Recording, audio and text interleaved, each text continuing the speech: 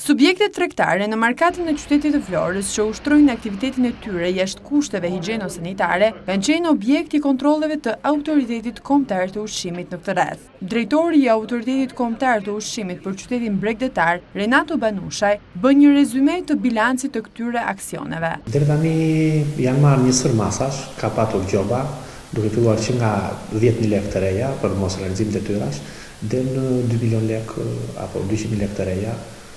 Por jemi aktualisht në një inspektim që po procedojmë në mbylljen apo pezullim në një aktiviteti në qytetin e Vlorës. Ndërkohë, lidhur me shkurtimet në administratën e institucionit që ai drejton, Banushaj ka një përgjigje. Kemi pasur shkurtime, kryesisht kur vendi punës apo diplomimi nuk përputhej me vendin e punës dhe me pozicionin aktual, ka pas dhe që janë kapur me shkelje, kur gjendja aktuale e subjekteve ka qenë relativisht shumë ndryshe nga ajo pasqyruar nga inspektorët. Kreu i Autoritetit Kombëtar të Ushqimit në qytetin Bregdetar u shpreh se aksionet në tregjet dhe dyqanet e qytetit Bregdetar do të vijojnë edhe në ditët e ardhshme.